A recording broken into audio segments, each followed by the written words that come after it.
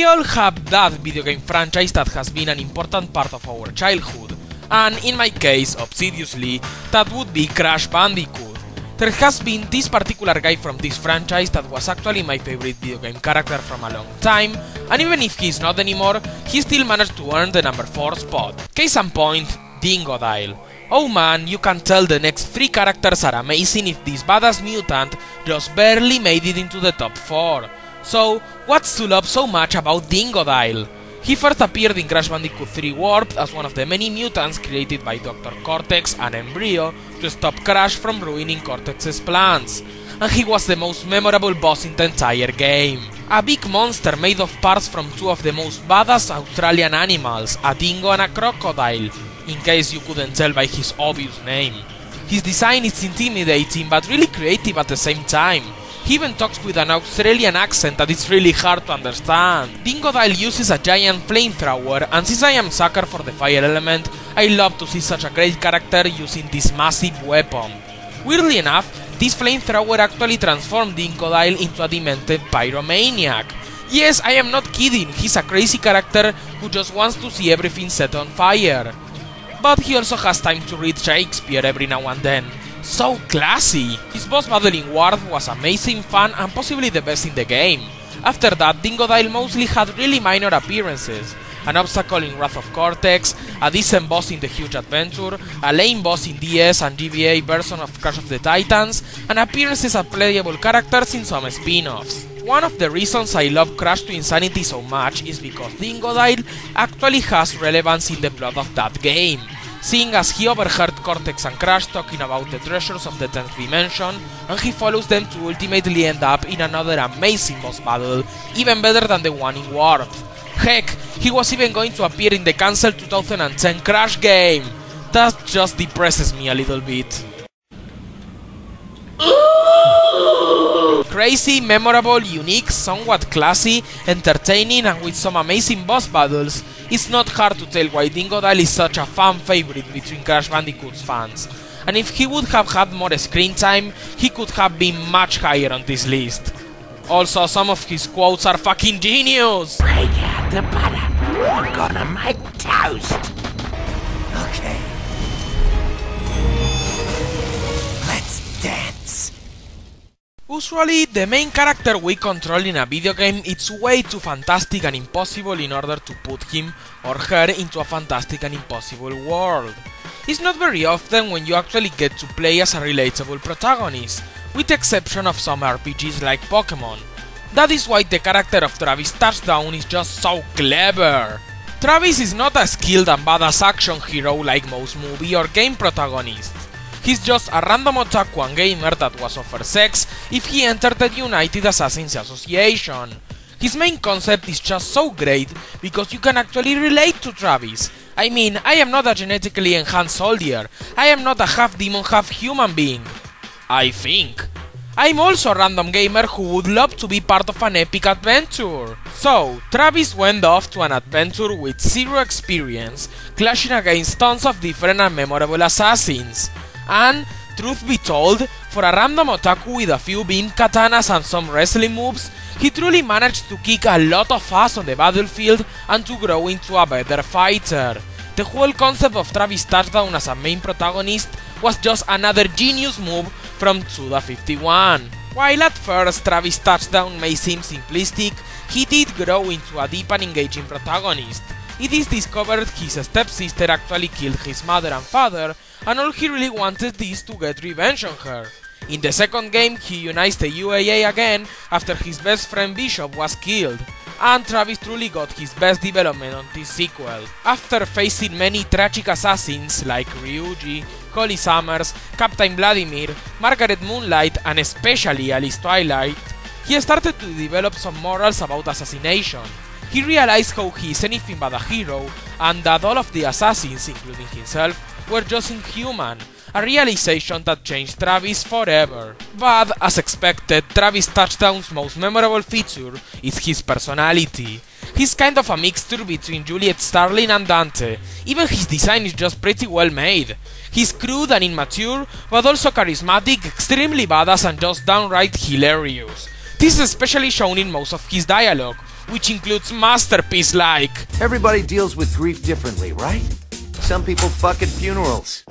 I cut off heads. In conclusion, the protagonist of the No More Heroes games, Travis Touchdown, really reached a soft spot in everyone who played these games. His concept is just so relatable and identifiable. He goes through an unexpected and interesting development and change of ideals. His battle abilities are badass for such an inexperienced fighter, and his personality is incredibly memorable, with some epic one-liners. I guess there is nothing else to say apart from, you did it again, Suda51. Okay. Let's dance. As a huge Metal Gear fan, I found myself with a big dilemma when working on this list. Which Snake was gonna be on here? Naked Snake, aka Big Boss, or Solid Snake? The father or the son? With the exception of the number 5 spot, I really did not want this to end up in a tie, so I had to decide. I am aware most people prefer Big Boss, and I perfectly understand why. He's a fantastic and well-written character. However, I prefer his son Solid Snake, so please hear me out. David, better known with his sexual innuendo codename Solid Snake, it's a clone created with the genes of Big Boss in order to create the perfect soldier, as part of the project named Les Enfants Terribles. Gotta love my French. So how it's remotely fair to compare him with his father? Big Boss had a normal life for a long time. He always had emotions, and most of the things that happened to him were his decisions. Solid Snake, on the other hand, was always manipulated by the Patriots and Foxhound to go on different missions, even if he really didn't have many emotions. Despite the dark backstory, Solid Snake managed to get his own freedom and develop new emotions and morals. In a world with constant war and violence, a world where you can't trust anybody, Snake met different people who slowly changed him. Grey Fox, Meryl, Raiden, Otacon, and even more. These people managed to change this hero's ideals to make him a really deep and engaging protagonist. Oh, and I love playing as him in Super Smash Bros. Brawl. If he was smart, he'd tell her to stop getting kidnapped. Hero of Outer Heaven, Zanzibar Land, Shadow Moses, and a key point in the battles against the Sons of Liberty, the Patriots, and Liquid Ocelot's insurrection, there is no denying that Solid Snake is a truly skilled warrior. He can kick your ass in a few seconds with his CQC training. He can pick up and master every type of weapon imagined. He can defeat experienced warriors and giant machines by himself. And he may even sneak into your house and kill you before you can say, Metal Gear! Although at first, Solid Snake was a determined but calm and badass action hero, his personality changed into that of a honorable man who cares for his friends. Heck, he even has a badass design, and to think his MGS design is based on the body of Jean-Claude Van Damme and the face of Christopher Walken. Could you imagine if they kept his voice? How did you get in? I got a fever, and the only prescription is more cowbell. So far, you can tell Snake is a well-developed and well-written character, but all of this just put him at equal grounds to his father, Naked Snake. What ultimately made me break the tie was Solid Snake's appearances in Metal Gear Solid 4 Guns of the Patriots. Oh man, isn't this a tragic game? Snake started to degenerate because of his clone cells, so he was expected to die very soon. Not only that, but the fox die inside him was about to create a deadly pandemic. Even with all of these issues, Snake still went into the mission to stop Liquid Ocelot. Now that shows some true strength and determination from a character. And during the rest of the game, all kinds of shit happened to Snake and his friends. You end up feeling really sorry for this guy. At the end, once Liquid was finally defeated, Solid Snake was about to commit suicide because of his unavoidable demise, but he just couldn't do it. Then, he encountered his father, Big Boss, in the same place. The ending of MGS4 is just so powerful and a great closure for Solid Snake's development. His father clears things up with him and tells Snake to rest on his final days instead of being a weapon for war. It is implied that Solid Snake died after the events of that game. Because of all of this, he will always be remembered as my favorite video game protagonist and as a true hero in the Metal Gear universe. I'm no hero. Never was. Oh, thank you, David! Well, this has been a fun but long list with some great characters. But before we dive into the number 1 spot, let's recap. Number 10, Meta Knight. Number 9, Midna. Number 8, Rasputin Aquato. Number 7, Juliet Starling. Number 6, Classic Dante. Number 5, Cynthia and Bianca. Number 4, Dingodile. Number 3, Travis Touchdown. And number 2, Solid Snake. Also, don't forget to check some honorable mentions at the description of this video.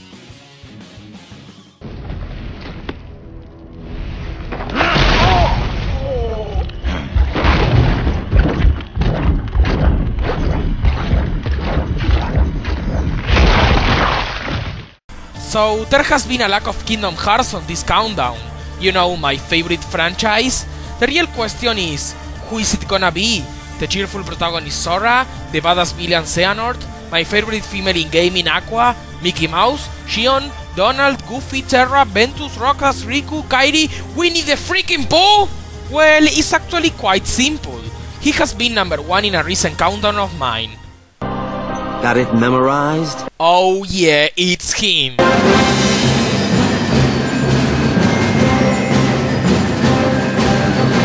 Indeed, there is no surprise here. My favorite video game character is Axel/Lee from Kingdom Hearts. His personality, motivations, battle abilities, backstory and well, just everything about him makes me love him with passion. He was already number 1 in my top 14, Organization 13 members collab with Watermaster Fun. So I will try not to repeat myself when explaining why he's such a fantastic character. Lee was a cheerful boy who lived at Radiant Garden with his friend Isa. Unluckily for them, they once entered Ansem's castle where Xehanort transformed him into Heartless, while his strong soul created a nobody named Axel, rank 8th of the Organization 13. He was sent to Castle Oblivion to stop Marluxia's betraying plans. He befriended Roxas and Xion and made a close bond with them. And when Roxas left the organization forever, he went on a mission to bring him back, only to realize Sora's heart was such as powerful as Roxas's and sacrificed himself to save Sora. This spot is also for the original persona, Lee, who came back in Kingdom Hearts 3D, and while they are technically different characters, they can be considered as different incarnations of the same guy, so this does not count as a tie.